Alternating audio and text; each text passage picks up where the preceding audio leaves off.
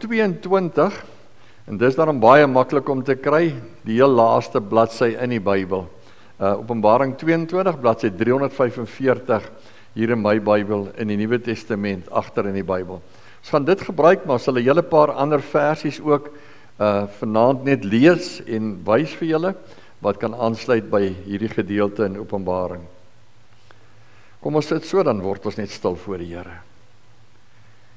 Here, as ons die woord oopmaak, en veral in hierdie tye, dan word ons klein voor die Here.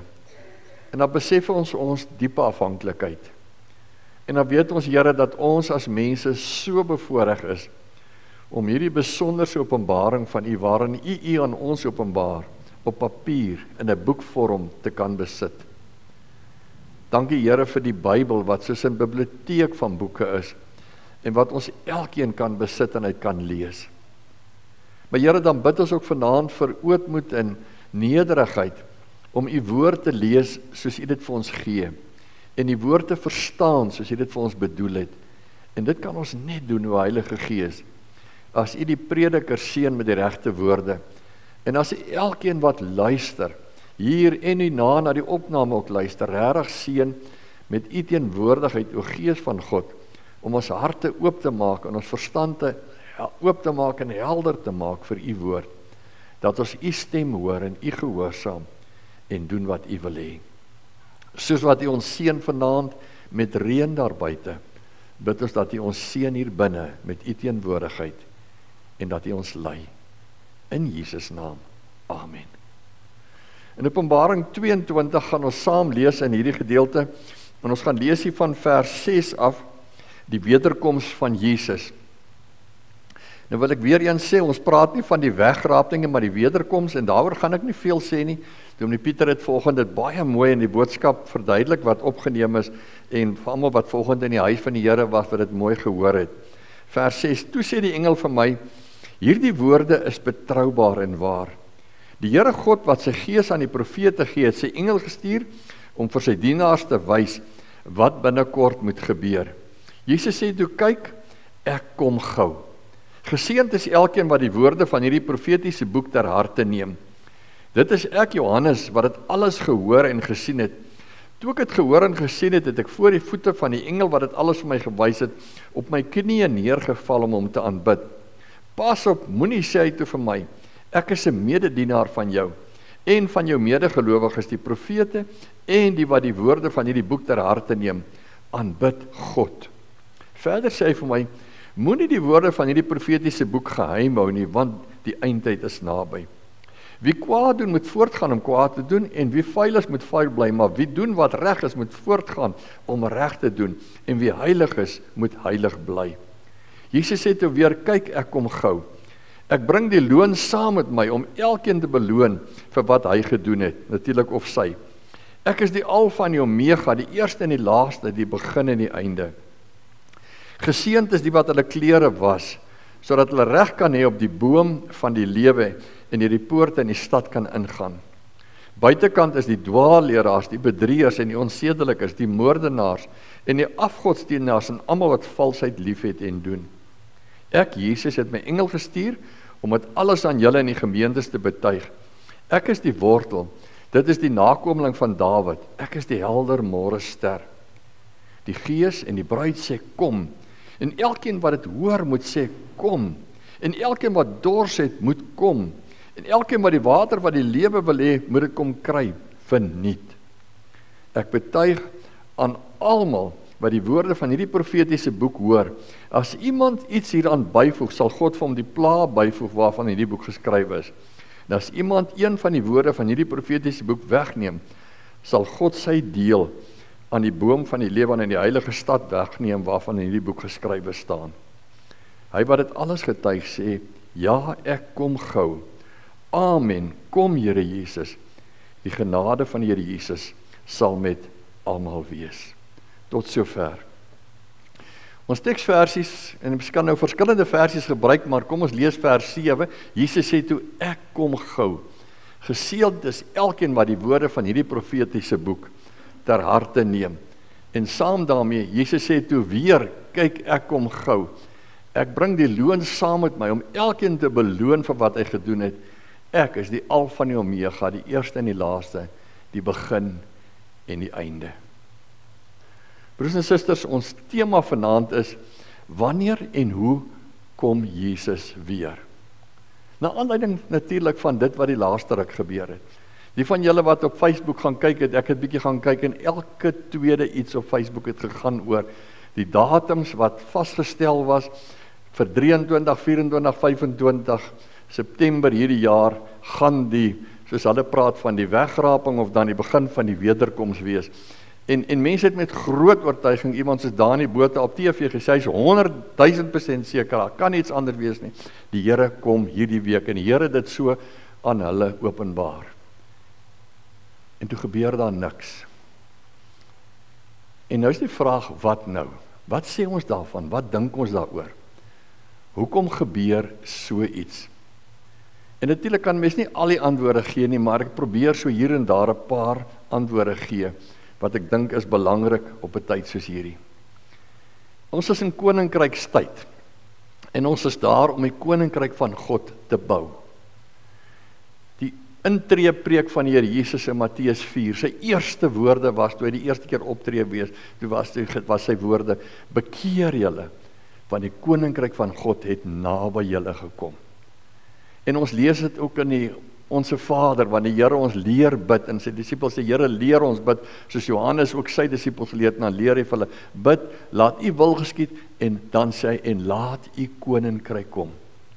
Ons werk, ons hoofwerk, ons groot doel as kinders van die Here, is om God se koninkryk op aarde te bou en uit te brei, om te getuig, om mense te trek na die koninkryk van God toe, terwyl ons hier is en tyd het daarvoor. En my vraag is, het dit wat in hierdie week gebeur, die koninkryk gebou? Want iemand sê vir my, maar ten minste dominee, het baie mense nou in hierdie week hulle harte vir die Here gegee. Ek sal dit bietjie wil aanraak. Is dit so? En is dit die manier wat die Here wil hê ons dit moet doen? Al die vrae gaan oor die wederkoms van die Here. Wanneer is dit? Hoe gebeur dit? Wat gebeur? En dis nie vrae net van vandag af nie. Dis vrae wat gebeur het toe die Here nog hier was. En veral met die eerste geslag Christene was dit die vraag van die dag. Want hulle het dit verstaan toe die Here sê hy kom gou, het hulle daai gou verstaan as, wel, dit moet nou gebeur, dit nie nou dan volgende maand of hierdie jaar of dalk net volgende jaar. En toe begin van die Christene afsterwe.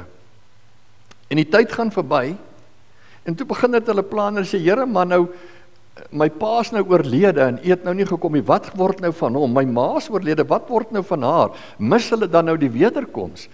Wat van hulle? En daarom dat die Here dan ook sê by geleentheid, nee, hulle sal opstaan. En natuurlik in mensetaal, want ek glo met my hele hart, die oomblik as jy sterwe, daai oomblik gaan jy na die Here toe. Hy sê dit mos in Johannes 14 vir ons, ek gaan om vir julle plek te berei, en as ek vir julle plek berei, kom ek julle haal, dat julle kan weet waar ek is. En dit wat gebeur. Maar vir ons in ons taal om te verstaan nie, hulle word nie agtergelaat nie. Want die oomblik as jy sterf, is jy in elk geval buite tyd en ruimte soos ons ken. Ons kan net hier wees en ons is nou hier. Hulle wat gesterf het, is op 'n ander dimensie en vlak as ons binne tyd en ruimte.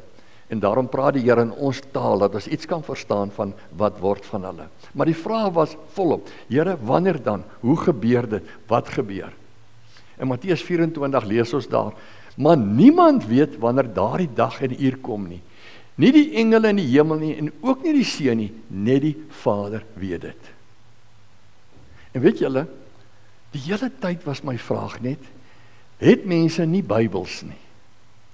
Kan hulle dan nie die Bybel lees nie? Of glo hulle nie dit wat die Here vir ons sê nie? Want iemand vra vir my, dominee, maar gaan die Here die week kom? Toe sê ek nie, ek weet nie. Want hoe kan ek vir hom sê nee? Want die Here kan enige dag, enige oomblik, hy kan vanaand kom, hy kan nou kom, of hy kan môre kom, of hy kan oor 'n jaar kom, of wanneer ook al, ek weet nie. Maar wat ek wel weet is, die Here gaan nie hierdie week kom, omdat daar mense is wat dit voorspel het nie. Dit gaan nie gebeur nie. Maar die Here kan enige tyd kom. En die Bybel sê vir ons so duidelik, maar niemand weet wanneer daardie dag en uur kom nie. Nie die engele in die hemel nie, ook nie die Seun nie, net die Vader weet dit. Dan sê Jesus vir ons, dit is nie vir julle om dit te weet nie. En daarom sê in Handelinge 1 vers 7, net voor sy hemelvaart, is hulle op die Olyfberg buite Jerusalem, en daar op die berg vra die disippels om, wanneer kom jy weer, en dan sê vir hulle, en hy het hulle geantwoord, dis nie vir julle om die tyd en die omstandighede te weet, wat die Vader in sy eie mag bepaal het nie. Dit is nie vir julle om te weet nie. En daarom kan ek onomwonde sê, daar is niemand in hierdie wêreld, nie nou nie, in die laaste 2000 jaar, en daar gaan ook nie iemand wees vorentoe, wat weet nie. En hoekom sê ek dit? Omdat die Here in wie ek glo, het vir ons sy woord gegee. En die Here kan aan mense openbarings gee, maar daai openbarings kan nooit bots met sy woord nie. Dis mos net so, as ek vir jou iets stuur, en daarom sê ek dit ook, die Here kan van mense dinge openbaar, en die Here gee vir ons almal by geleentheid wonderlike boodskappe, en wys vir ons, toe gebeur dit, die ding wat ons baie keer as toevallig beskou, maar dit is nie, en hy wys vir jou die pad, en hy wys vir jou, maar die Here sal nooit vir my of vir jou, as hy dit wys, iets wys anders as sy woord nie. Dit is so goed, ek sê vir jou iets, maar dan skryf ek vir iemand anders 'n brief daaroor. As ek betroubaar is, sal ek nie vir iemand 'n brief skryf en iets sê, en dan vir iemand anders iets anders sê nie, dan is ek onbetroubaar. En God is nie onbetroubaar nie. En die woord glo ons, is God se woord, wat hy openbaar het aan mense. Daaroor twyfel ons mos nie. En hoe sal die Here dan vir ons sê, dis nie vir julle om te weet nie, en niemand weet nie, maar dan kom daar mense wat sê, maar ek weet. Dit kan nie. En dis nie net nou nie. Dit het gebeur, ek onthou dit baie goed, toe ek in die hoërskool was daar 'n persoon, wat daai tyd ook verkondig het, en toe het ons nog nie Facebook gehad, en selfone nie, maar die koerante was vol geskryf, van die spesifieke dag, waarop het nou sou gebeur, hierdie wederkoms. Toevallig, ek vertel vir iemand, ons het toe daar in die Oos-Kaap gebly, en op die dag wat dit moes gebeur het, en vriende van ons, sit die middag aan etenstafel op hulle plaas, en hulle sit en praat, maar vir vandag die dag wat die wederkoms sou wees, en hulle sê ja, en die volgende oomblik begin hulle huis skud, en die seun was saam in die skool, en hy spring van sy stoel af en onder die tafel, hy sê, hier is dit nou, en sy pa sê, nou wat nou, dink jy die Here gaan jy nou nie daar kry nie, en toe in tussentyd, was hulle besig om die pad tussen Bakley Oos en Rhodes groter te maak, en daar so 'n koppie, en toe skiet hulle daai hele koppie weg vir die pad, en dis die dinamiet wat afgaan, wat die huis laat skud, maar so reëel was dit vir hulle gewees. Dit is nog altyd so dat mense voorspellings maak, en dink hulle weet, en hulle weet nie. Natuurlik kan die Here aan mense openbaar, maar die Here sal nie aan mense dit openbaar nie. En daarom is my vraag, wat sê ons dan nou? En ons is nie hier om vanaand mense te veroordeel of wat nie.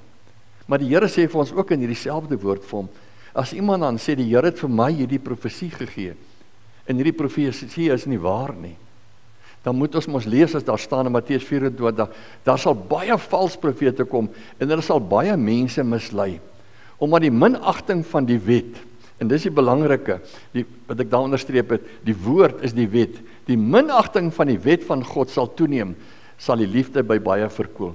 Maar wie tot die einde volhard sal gered word, en hierdie evangelie van die koninkryk sal in die wêreld verkondig word, sodat al die nasies die getuienis kan hoor, en eers dan sal die einde kom.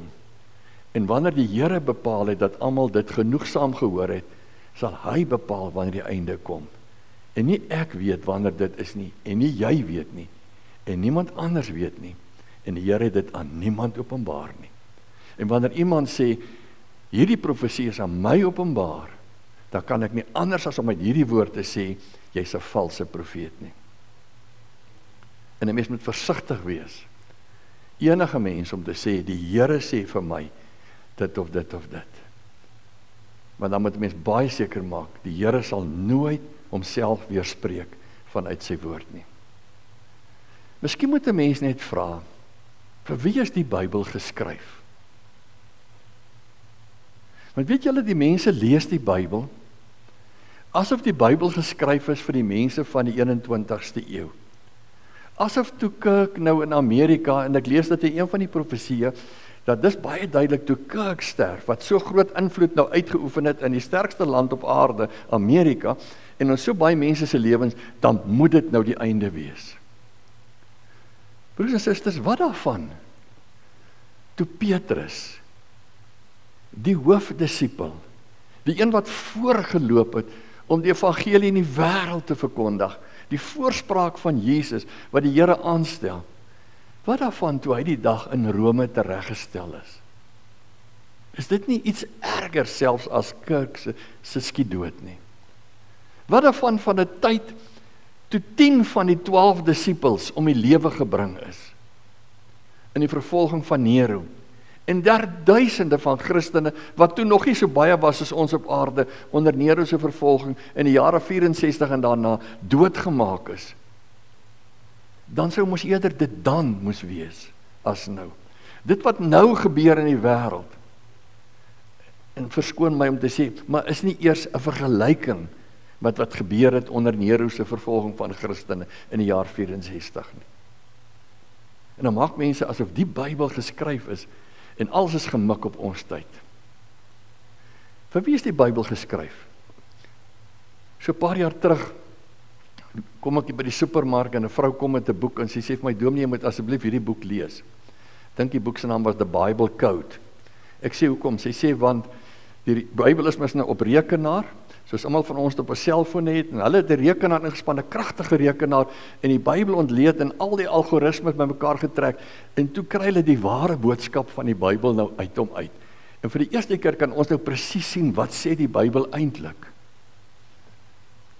En sonder om dat ek nog die boek gelees het, sê ek vir haar, maar dan wil ek nie die boek lees nie.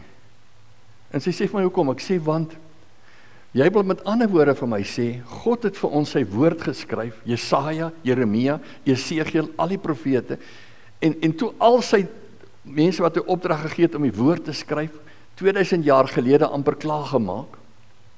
En al hierdie mense van die laaste duisende jare in die Nuwe Testament, die laaste 2000 jaar, wat die Ou Testament vir ons interpreteer, nie een van hulle kon die woord verstaan nie. Hulle kon almal maar net ten dele verstaan, maar nou, omdat ons 'n kragtige rekenaar het, nou kan ons eers die Bybel verstaan. Kan nie wees nie. Die Bybel is geskryf in die eerste plek vir die mense van daai tyd. Wanneer Openbaring geskryf word, dan is Johannes, wat die predikant was, op die bedienaar in Efese, wat die grootste Christelike gemeente daai tyd in die wêreld was, dan is hy daar en hy word vervolg en hy word dan verban na die eiland Patmos toe. Patmos kan jy sien van Efese af, so in die verte in die see. En daar moet Johannes in ballingskap woon. En Christene word verban en dit gaan verskriklik sleg met hulle. En hulle is in nood. En dan gee die Here vir hom die openbaring van openbaring, hierdie openbaring. Openbaring beteken dan maak hy oop, hy maak duidelik. Hoekom? As 'n troosboek, nie as 'n bangmaakboek nie. Maar in die eerste plek om vir Johannes 'n troosboek te gee. Want dan lees ons so mooi nie, toe ek hom sien het ek by sy voete neergeval en wil hy lees soos een wat dood is. Hy het toe met sy regterhand aan my gevat in Openbaring 1 en vir my gesê, moenie bang wees nie, dis ek, die eerste en die laaste, die lewende. Ek was dood en kyk, ek lewe tot in alle ewigheid. En ek het die sleutels van die dood en die doodryk, nie die keiser in Rome wat julle nou so vervolg nie. Skryf nou op wat jy gesien het, wat nou is en wat hierna gaan gebeur. Dan kry Johannes hierdie wonderlike troos, dat aan hom geraak word en gesê, nee, staan op, moenie bang wees nie, ek weet jy is bang, hier waar jy alleen in 'n grot op die eiland Patmos bly. En dit is vir hulle in die eerste plek geskryf. En daarna vir ons almal om te sê, moenie bang wees vir hierdie wêreld, vir wat alle als na julle toe gooi nie. Wat 'n verdrukking ook al by julle kom en hoe dit ook al gebeur, ek is by julle, die lewende. Ons leef vandat Jesus opgestaan het die Sondag aand. Leef ons in die vredesryk van God. Ongeag wat in hierdie wêreld gebeur, want Jesus se eerste woorde toe hy instap in die bosaal en sy disippels staan daar vreesbevange en die deure is gesluit, want hulle is bang die Jode gaan hulle ook doodmaak. En dan sê hy vir hulle, vrede vir julle. Gaan lees dit. En dan is die tweede keer as jy in die Grieks lees, dan sê hy wat dit uitskeer, sê, hoorie, verstaan my mooi, ek sê vir julle, vrede vir julle. En dan sê hy vir daai vrede is nou met julle van nou af tot by die wederkoms. En mense verstaan, hulle sê, maar hoe kan ons sê ons leef in die tyd van die God se vrede, as in Israel oorlog is en in Oekraïne oorlog is en mense doodgemaak word. Dan sê ek, maar ons vrede hang nie af van politiek nie, en van wie regeer, en hoe dit in die wêreld gaan, en van rykdom en armoede nie. Ons vrede hang af van Jesus in my hart.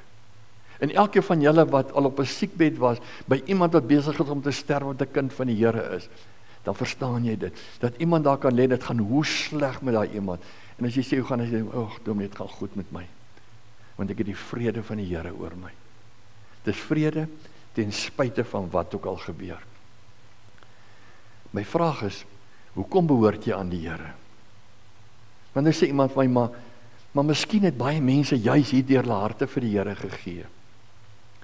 Maar broers en susters, daar's net so baie mense wat dalk vanaand so teleurgesteld is en nou nie meer hulle harte vir die Here gee nie.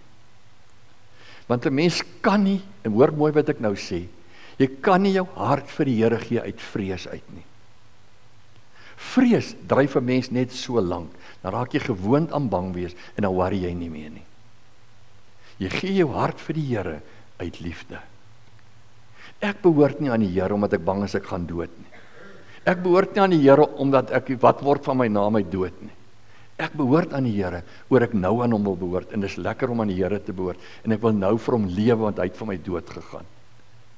En onder andere gaan ek na die dood ook saam met hom wees. En ek behoort nie aan die Here vir ingeval die wederkoms kom, waar ek daar nie. Dis nie die doel, dis nie die motivering nie. Dit is net die troos om te sê, eendag gaan ek saam met hom. Kinders behoort mos nie aan hulle ouers, en kinders is nie lief vir hulle ouers of gehoorsaam hulle ouers omdat hulle bang is vir hulle nie.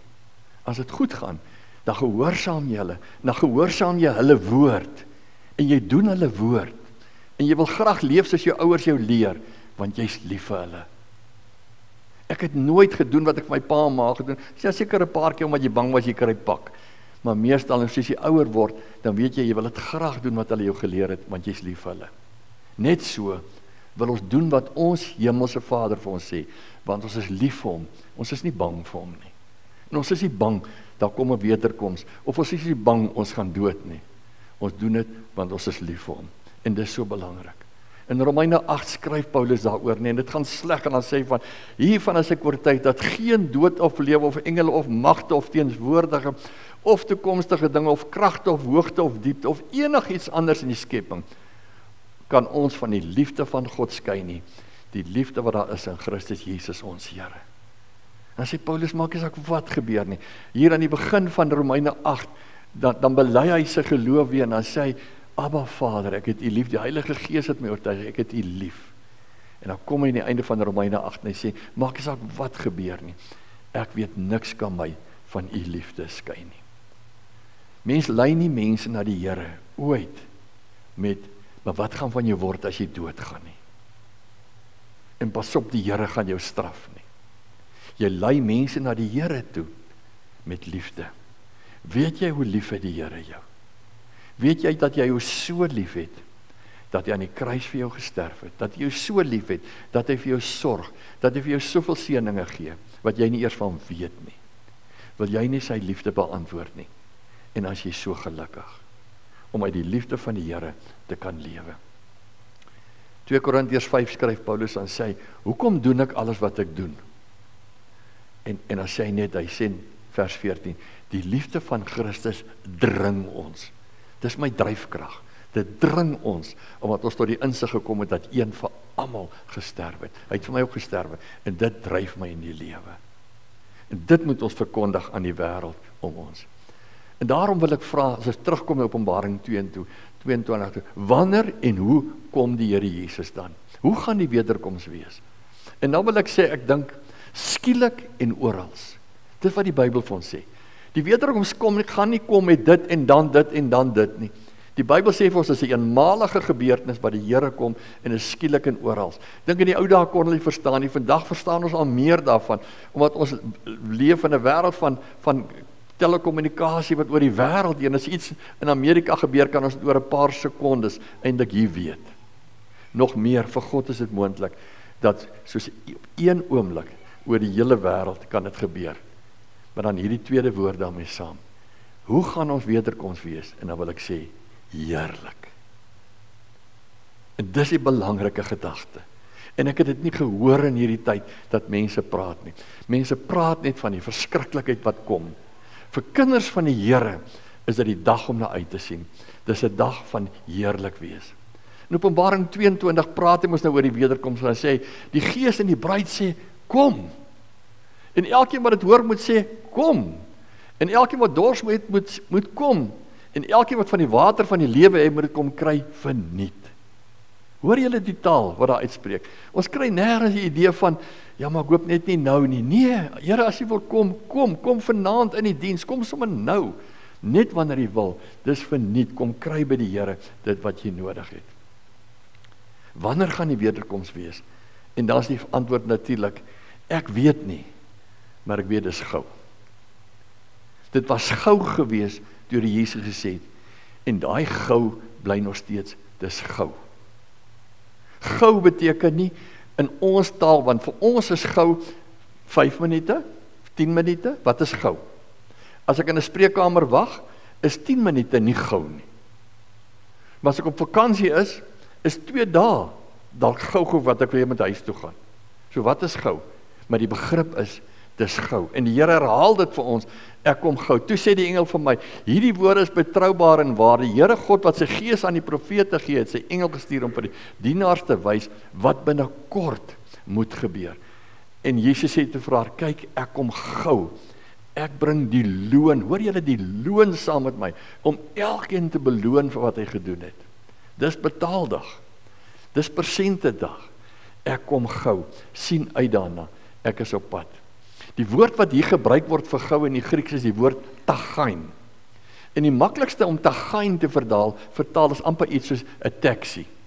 'n Taxi is die ding wat daar moet staan, wat jy gou nodig het. Ek wil nie 'n taxi beroep en dan sê hy, alright, ek kom oor 2 dae nie, dan het jy jou nie nodig nie. Die taxi is daar, en jy kan my gou bel, 'n Uber of wat ook al, en ek is nou daar. Taghain beteken iets soos gou. Ek is gou daar, ek is gereed om enige oomblik te kom.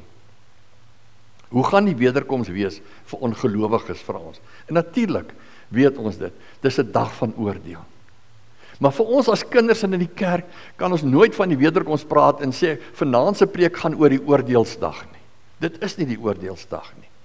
Dis die dag van Jesus se wederkoms, van sy terugkom na die aarde toe.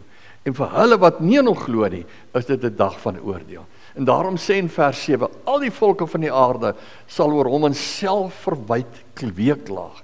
Dit is seker. Ja, dit is seker. En dit is so. Maar dit word net as 'n feit gestateer. Dit is so. Mense wat nie in die Here glo nie, wat weier om God te aanvaar, gaan natuurlik verlore gaan. Hoe sal hulle na die Here toe gaan? Maar dis nie 'n afdreigmiddel nie. En ons mag dit nooit gebruik as die rede om te sê, jy moet die Here aanneem. Want onthou, hulle wat hom nie aangeneem het, oor hulle sal daar geweeklag word. Jy sal nie weet hoe sleg dit met hulle sal gaan. Nee. Jy moet die Here aanneem, want die Here wil jou aanneem, het jou eerste lief gehad. Jy moet hom lief hê. Dis ons motivering. En hoe is die wederkoms vir gelowiges, vra ons dan? En dan sê ek, dis 'n dag om na uit te sien. En ek kan nie dink aan 'n beter beeld as om te sê, vir 'n kind van die Here is die wederkoms soos Kersdag, soos 'n tweede Kersdag. Want Kersdag is 'n dag wat die wêreld na uitgesien het, dat die Messias kom. En toe kom, en dis 'n dag wat ons jaarliks vier, die Here het na ons toe gekom. En hoe gaan die wederkoms dan wees? Dis mos die tweede koms van hierdie selfde Here. En daarom, dink aan die beeld van Kerstyd. En ek gaan geskenke kry wat ek nie eers verwag het nie. Ek gaan loon kry wat ek nie eers gedink het ek moet kry nie, wat die Here vir ons gee. En al die beelde wat die Here gebruik vir kinders van hom, om te dink aan aan die wederkoms.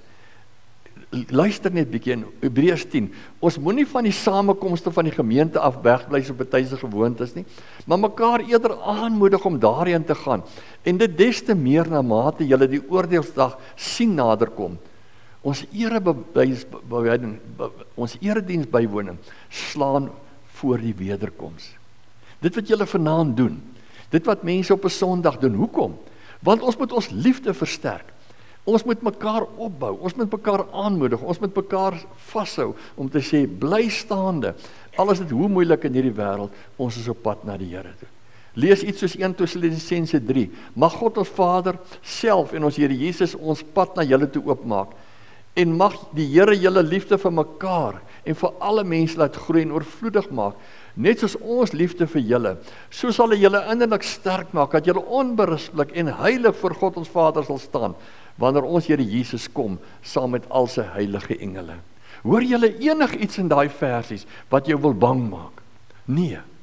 Ek hoor net daar, amper soos 'n pa en 'n ma wat hulle kinders lief het, en sê, kinders, leef in liefde, want ons gaan 'n partytjie hou, en ons gaan in vreugde saam wees, en dit moet vir julle lekker wees. Julle kan julle nie ophou met al die nonsens van hierdie wêreld, en tweestryd en haat, en jaloesie, en al hierdie dinge nie.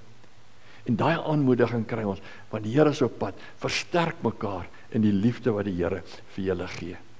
En 1 Tessalonisense 5 sê, mag God wat vrede gee, julle volkome aan hom toegewyd maak, en julle geheel en al na gees, siel en liggaam so bewaar, dat julle onberispelik sal wees, wanneer ons Here Jesus Christus kom. Hy sal dit ook doen, want hy wat julle roep, is getrou. Nou daarin lees ek niks van, maak die mense bang, hy kom nie. Daarin lees ek net eenvoudig, God wat vrede gee is by julle, en hy wil julle krag gee, en asseblief, leef in daai krag en geniet dit, en wees saam met ons bly op pad na hom toe. Romeine 13 sê, ons moet aan niemand iets verskuldig wees nie, behalwe mekaar lief te hê, want wie sy medemens lief het, voer die hele wet van God uit, en dan noem hy dit ons, dat ek God moet lief en my naaste moet lief hê, en as ek verder lees, dan sê, die liefde wat geen kwaad doen nie, en dan lees ons, hy sê, die uur is reeds daar, dat julle uit die slaap moet wakker word, want die tyd van ons finale verlossing is nou nader as ons tot geloof gekom het. Die nag is byna verby, dis amper dag, laat ons dan ophou met die werke van die duisternis, en laat ons die wapens van die lig opneem, en die sterkste wapen van die lig, is mos die liefde. Leef in die liefde, wees lief vir God, wees lief vir mekaar, versterk hierdie liefde, en moet mekaar niks skuld nie, behalwe ons skuld mekaar liefde, vir altyd en oral op pad na die wederkoms toe. En daarom wil ek afsluit en sê, ons leef met vryheid en met vreugde op pad na die wederkoms toe.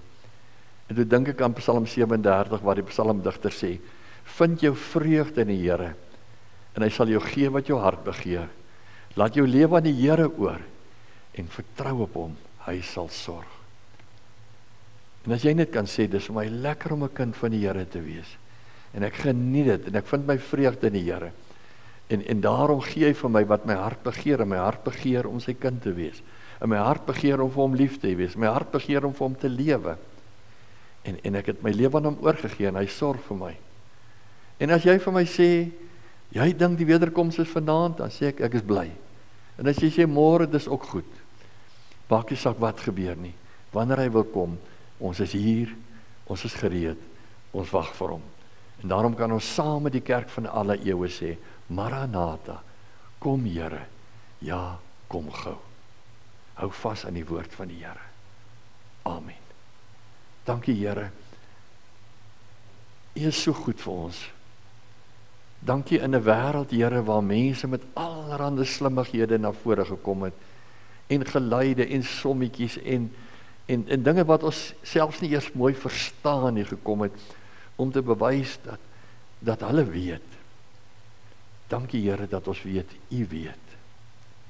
En Here, dit is vir ons genoeg, dat U weet, wanneer U in elke van ons se lewe hier op aarde wil kom.